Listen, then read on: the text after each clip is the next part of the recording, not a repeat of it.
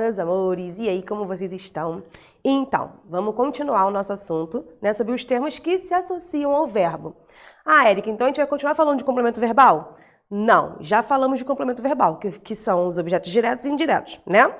Só que os outros eu não posso deixar de falar porque eles também se relacionam com o verbo. Eles são necessários para você entender o sentido do verbo? Não, mas eles têm relação com o verbo, eu não posso deixar de falar deles para vocês. Eu lembro que na aula anterior eu frisei, né, que a gente falaria de objeto direto e indireto e depois eu mostraria aí a diferença deles entre o adjunto adverbial e o agente da passiva, que é o que a gente vai ver hoje, tá bom? Porém, vou apresentar para vocês esses dois hoje e aí na próxima aula a gente vai trabalhar só com exemplos para poder ver a diferença entre eles, tá? E essa dúvida talvez possa acontecer, porque se você entendeu bem o que é complemento verbal, você não vai ter dúvida na hora de identificar o agente da passiva e o adjunto adverbial. Mas se resta uma dúvida, rola aquela insegurança, eu vou mostrar para vocês essa diferença. E essa dúvida só existe por conta da preposição. Se não fosse a linda, maravilhosa preposição, não haveria essa dúvida, tá bom? Por quê? Porque vocês gostam de decorar, de falar assim, ah, tem preposição, objeto indireto. Nem sempre, tá? Quando completa o sentido do verbo, sim. Mas se não estiver completando o sentido do verbo, pode ser um monte de outras coisas, tá? Vamos lá, então. Começando pelo agente da passiva, lembra quando a gente trabalhou verbos e a gente viu voz passiva analítica, voz passiva sintética, voz reflexiva, voz ativa, lembra? Então, vamos relembrar aqui nesses dois exemplos que eu dei para vocês, ó. A vencedora foi escolhida pelos jurados e os jurados escolheram a vencedora. Semanticamente, em relação ao significado, não tem muita diferença, né? Na verdade, não tem diferença. Eu dei a mesma informação, uma na voz passiva, outra na voz ativa. Somente isso. Porém, analisando sintaticamente, que é o amor da nossa vida a partir de agora, né, no segundo ano em diante, a gente vai ter que verificar direitinho os termos, como eles foram colocados. O significado é o mesmo, mas olha como é que a oração foi disposta. Olha, a vencedora foi escolhida pelos jurados. Repara, eu tenho a vencedora ali, que é o meu sujeito. Lembra qual é a definição do sujeito? É aquele sobre o qual se faz alguma declaração.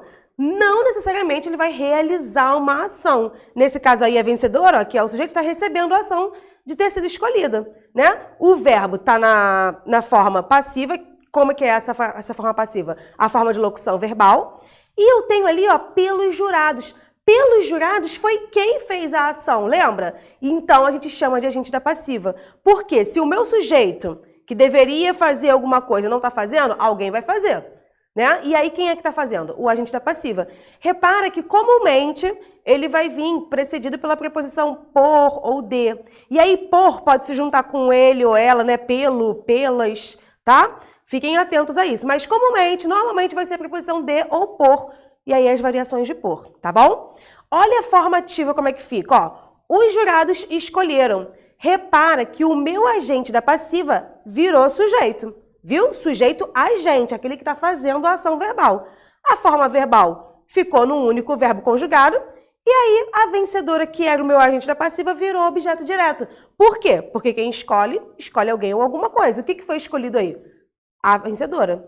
Entenderam? Então, só para a gente ter em mente o que é o agente da passiva. É aquele que realiza a ação verbal quando a oração estiver na voz passiva, tá bom? E aí eu coloquei outros dois exemplos, ó. Joana é amada de muitos, ou por muitos. Essa situação já é conhecida por todos, né? Eu usei ali os dois tipos de preposição só para vocês verem. A Joana não é o sujeito agente, ela tá sofrendo a ação de ser amada, e a situação está sofrendo a ação de ser conhecida. Tá? Nas duas aí eu tenho o sujeito paciente e o agente da passiva. Beleza? Vamos lá, então. Só fiz uma observaçãozinha só para ficar mais fácil de identificar, porque vocês pedem muito, ai, mas o que é o agente da passiva na classe gramatical? Bem, ele pode ser um substantivo ou um pronome. Como a gente viu aqui, ó, os jurados, substantivo, muitos, pronome, todos também é pronome. E aí, ó, eu coloquei mais exemplos ali, ó. Esse solo foi umedecido pela chuva, este livro foi escrito por mim. Eu tenho chuva e mim, que é substantivo e pronome respectivamente, tá bom? E uma outra observação, ó, o público não foi bem recebido. O público não foi bem recebido, os convidados não foram bem recebidos. Normalmente, o agente da passiva, ele existe, mas normalmente não. Às vezes, ele pode ficar omisso, ele pode sofrer uma elipse aí, tá? Mas a gente consegue verificar com o contexto. É claro que se eu der essa frase aí isolada para vocês, né, fica difícil a gente saber quem é. porém num contexto, num parágrafo, a gente consiga identificar se a gente é passiva, tá? Adjunto adverbial, vamos lá. Tanto falo dele porque, né, a gente, mesmo falando sobre adjunto adnominal, mesmo a gente falando sobre objeto direto, objeto indireto, perdão, tá? Eu falei muito de adjunto adverbial. Por quê? Porque o adjunto adverbial é aquilo que vai fazer a gente entender quando a coisa aconteceu, onde, com quem, que horas, sabe? De que modo. Então, assim, ele vai fazer com que a gente entenda essas circunstâncias do verbo, as circunstâncias que acontecem em ação verbal. E aí, ele pode estar acompanhado de verbos que não precisam de complemento, né? Não precisam de complementos. E aí a gente confunde com complemento. Por exemplo, quando eu falo assim, cheguei em casa atrasada. Cheguei no trabalho atrasada, né? Porque em casa é difícil chegar atrasada. Cheguei no trabalho atrasada. Cheguei ao trabalho atrasada. Cheguei a algum lugar de alguma maneira, né? Cheguei ao trabalho atrasada. Beleza. Aí quando eu falo assim, gente, o verbo chegar é transitivo e intransitivo, o que ele é? Aí vocês, transitivo, porque quem chega a algum lugar. Beleza, mas lembra que eu falei pra vocês?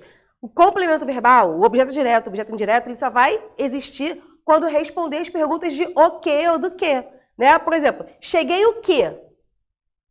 Ao trabalho? Ao trabalho não responde a pergunta o quê? Responde a pergunta onde, né? Então, aonde? Então, ele não pode ser complemento verbal. Ele é um adjunto. O que isso quer dizer? Que ele está me dizendo ali onde que eu cheguei, de que maneira, com quem. Essas circunstâncias não importam para eu entender o verbo chegar, tá? Então, aqui, por exemplo, eles se respeitam muito, seu projeto é muito interessante e o time jogou muito mal. Lembra quando a gente viu o advérbio na classe gramatical? Que eu falei para vocês que o advérbio ele vai se relacionar com um verbo, um adjetivo ou outro advérbio? Então, adjunto adverbial é a função sintática exercida pelo advérbio.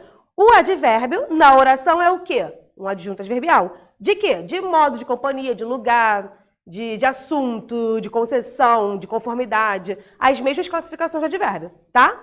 Então, aqui, por exemplo, eu grifei aqui o muito. E coloquei em roxo com o que ele se relaciona. Eles se respeitam muito. Muito está intensificando o verbo respeitar, né? Eles se respeitam muito mesmo. Então, eu estou intensificando o fato deles se respeitarem. Seu projeto é muito interessante. Repara aqui que o muito já está junto de um adjetivo. Eu estou intensificando o fato desse projeto aí ser interessante. Eu estou dizendo que ele é muito interessante, tá? O time jogou muito mal. Ou seja, não jogou bem, jogou mal. Ele só não jogou mal, amor, ele jogou muito mal. Né?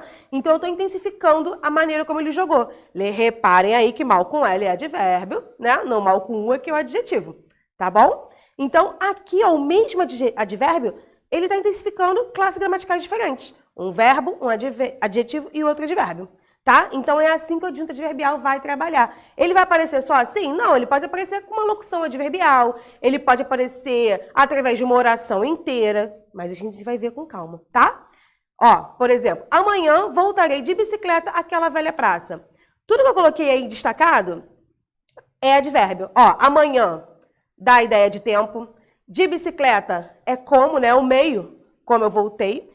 Como eu vou voltar, né? Porque é no futuro. E aquela velha praça é o lugar, é para onde eu vou voltar. Né? Então, numa mesma frase, olha só, eu tenho um verbo e o resto. Eu consigo identificar que o sujeito sou eu, né, por conta da desinência do verbo, mas amanhã eu voltarei. Quando, como e para onde, é tudo adjunto adverbial. Para vocês verem que o que está grifado aí não é complemento do verbo voltar, tá? Porque eles não vão importar, eles não são imprescindíveis para você entender que eu voltarei. Agora, quando, com quem, como, aí já é outra história. Tá bom?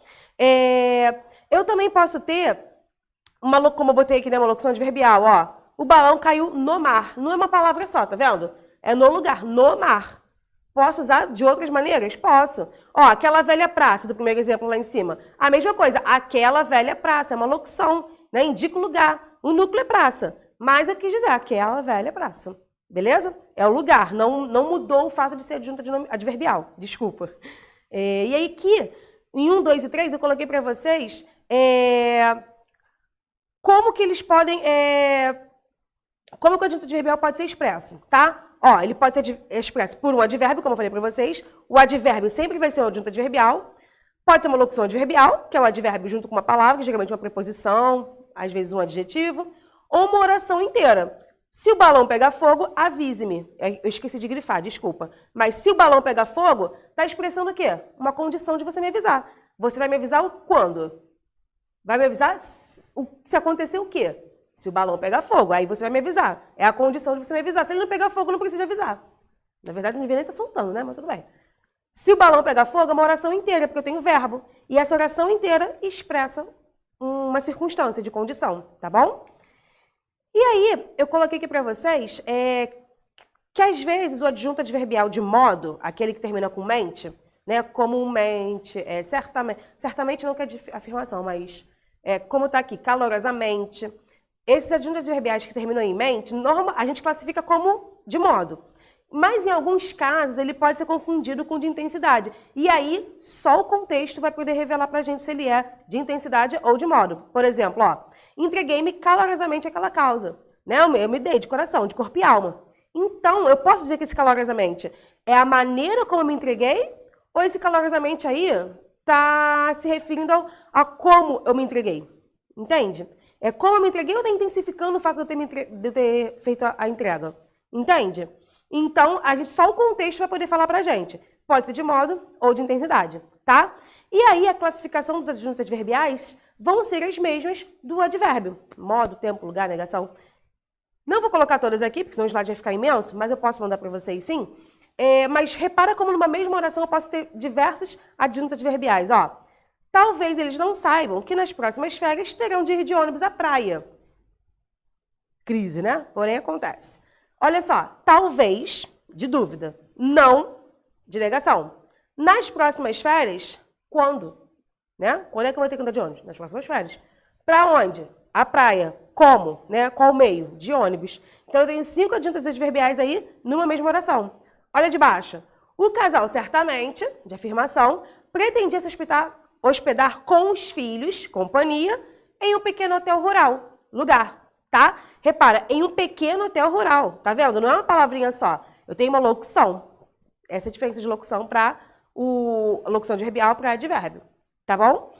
Bem, é isso. Eu vou enviar os exercícios para vocês identificarem, mais para a gente poder identificar. E aí, na próxima aula, a gente já vai fazer a diferença, né, a separação entre cada um desses termos, desses 4 termos que a gente viu, que se relacionam com o verbo. 2 que completam o sentido dele, né, que é o objeto direto e o objeto indireto, e outros 2 que vão se relacionar em relação a quem está fazendo a ação ou as circunstâncias, tá bom? Então é isso. Qualquer coisa vocês mandem a dúvida, anotem e a gente vai conversando, tá? Um beijo!